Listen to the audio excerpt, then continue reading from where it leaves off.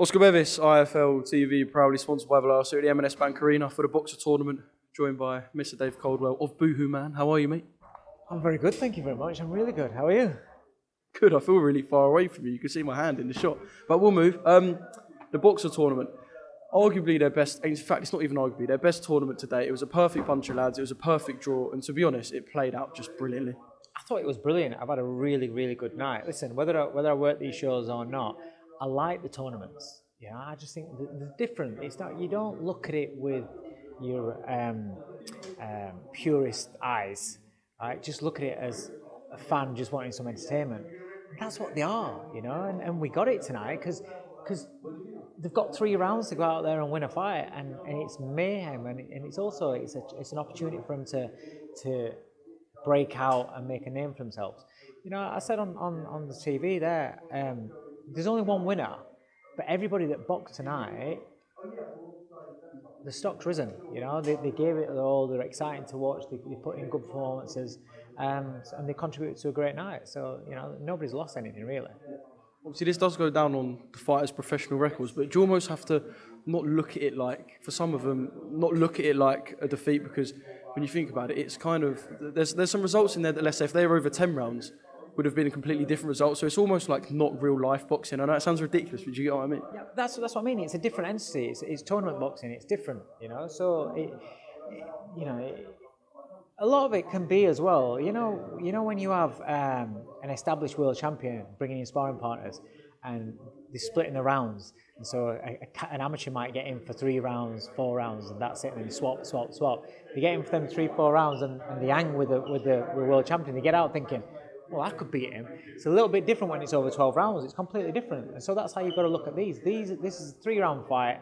It is what it is. There's an end product at the end of it. You win it, you win the tournament, win your big bundle of cash, or you don't, and that's it. But it's just all part of being, you know, part of a great night of entertainment. And I guess from your eye, because I noticed this as someone who gets to sit nice and close to the ring as a fan, I guess from your eye as a trainer, you'd have noticed the ring just looked tiny. Like, obviously, possibly done on purpose, but the ring just looked... When people say fight in the telephone box, genuinely, it was kind of like that. Yeah, but that's what you want in these tournaments. You don't, over 3 rounds, you don't want them to have that space just to think too much about boxing, and that's why the matching's got to be right. These are great as long as the matching's right. Keep putting them in with fighters that are exciting and fighters that are willing to roll the dice and put themselves out of the comfort zone, or just willing to go in there for a tear up.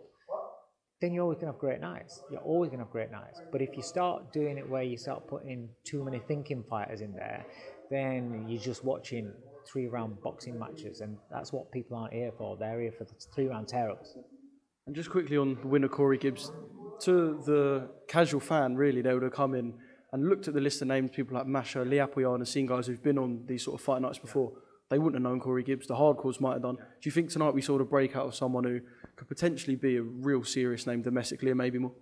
Yeah, listen, domestically, he's got the backing of Boxer and Sky.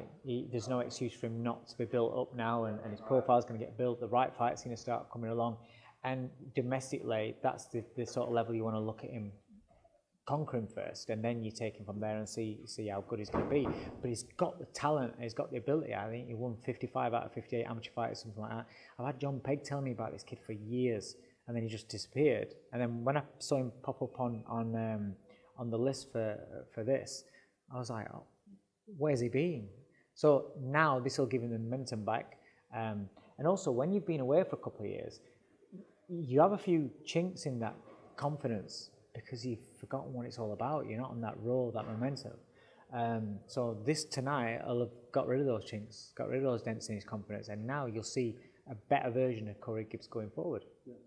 It was a really entertaining tournament and a worthy winner, if I may say so as well. Canelo Plant, we are literally hours away. I say hours away, I don't know. I'm feeling like we're going to have a 6 a.m. ring walk job. So are you going through tonight? You powering through? Straight through, crew? Yes, I'm going to try. I haven't decided yet whether if the hotel is showing it, then I'll stay. If not, then I think I'm going to drive home and I'll watch it and stay up. Got to be straight through, crew, because if you sleep, let's be honest, you ain't getting up till... Yeah, I just hope the undercard's good. If it's one of those, if undercard's shit, then you fall asleep. And I remember once, I think Roy Jones against Tony Thornton, I think it was. It was a stinking undercard. I stayed up all the way through it. Roy Jones ring walk, stayed all the way through it. Roy Jones has been introduced in the ring, puts his hands up. The next thing I know is Larry Merchant, whoever it is interviewing him in the ring. And when I woke up, I thought, what's happened here? I fucking stayed up all that time to fall asleep right when it counts. I was gutted. Mate, I was saying, imagine how I felt. Tottenham had just lost the Champions League final, yeah, so I thought I'm going out having a few beers. Got back and I see AJ on his arse. That's the only thing I see against Ruiz 1. Genuinely, it's like one of the biggest shocks of my lifetime. Yeah, I know how you feel. But yeah, hours away, I don't know how you probably leant towards Canelo like the majority of us. Have you sort of changed your opinion over the last few weeks from what you've seen from Caleb? No, I think Canelo's a different level. I think it's a really good fight because I think Plant's a good fighter and he's got attributes that'll cause Canelo problems. But I just think that the danger is if Canelo wants to take him out with one shot, that's the danger, because Plant could outwork him and it could give Plant an opportunity there. But if Canelo wants to punish him and beat him up, I think he leans towards that way, to be honest, because he's took this. I've never seen him quite as personal as this, but I kind of think he'll lean towards that way. And I saw an interview where he was talking about Plant's attributes, and I thought, well, that's good because he understands what they are and he's taking him seriously. So we'll see, but I do think Canelo wins. I think it takes him about 9 rounds or so, but I do think he wins. I think the early rounds, Plant will have some success, but I think ultimately, I think Canelo wins. I mean, I was looking at the fight odds, and they're, for a full-belt unification, just ridiculous almost that the odds can be so in favour of one fighter. Are we looking at sort of an era where whoever fights Canelo Alvarez, it's almost not victory and defeat, but it's almost how much of yourself can you show before you're beaten? I know that's not a way to look at a fight, but... No, but with people like that are seen as quite an underdog. But then if you say Canelo again, steps up to light heavyweight and fights Berta and people like that, then that's where you're talking the more on an even sort of keel. Same as going into Callum Smith and Billy Joe. We all thought that they had a chance of winning the fights. A lot of people thought that they had a chance of winning the fights. Thought they had attributes that would cause Canelo problems.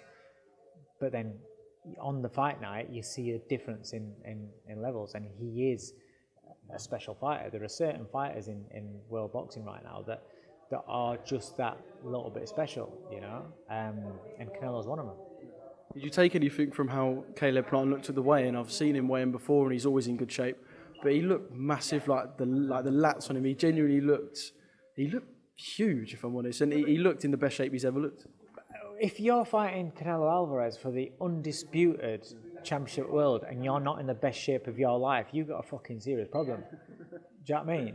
Because that should, you should always be in shape, yes, but something like that gives you that extra bit of motivation, that extra little bit of dog, that extra bit of determination. And when the fight gets tough as well, it should give you that as well to help you to get through moments like, moments that have in the fight. But ultimately, we'll see what happens on fight, because Canelo's very, very clever, as well as being powerful. He's very, very clever. He's got a good defense. And it's just his ring IQ. That's the difference. That is quite loud, and as they take down the boards and whatnot. Quick one, just final one from me. Sort of yourself and your fighters and whatnot, what's your sort of schedule going towards the end of the year? I feel like you've been very quiet recently. Yeah, because it's like they're only as busy as fucking hell. We're gonna keep it. IFL's raw and uncut, mate. We don't cut interviews, right? It's just been a case of waiting for the fight dates and waiting for things to start happening. And now, obviously, because we're running to the end of the year, is mad. Management-wise, I've got Mike McDonough fighting tonight. Next week, I've got Hopi Price at a train boxing at Sheffield.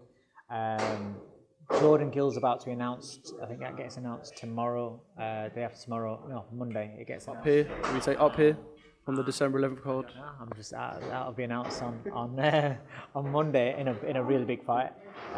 We've just had an announcement of Lerone Richards fighting Gongora. So we've known about these, so we've been training, but you can't say anything, so you're just training. And that's, and obviously Derek's fighting Parker. So got a really, really strong running. Then obviously into next year, with managing Lee Wood against Conlan, that's a fucking huge fight as well. So, you know, there's a lot going off, but it's only now that things have started being announced that now people start talking about them. Actually, just one more thing. I know there's a couple of people waiting to speak to you, but you said Leewood and Conlan. There must be big interest in taking that to New York. I know Lee's the champion, but must be massive interest. And I hear Jamie and Mick talking about it, and it kind of does make a bit of sense. Yeah, I mean, listen, Lee said he'll fight him absolutely anywhere, but obviously he's a mad Nottingham Forest fan.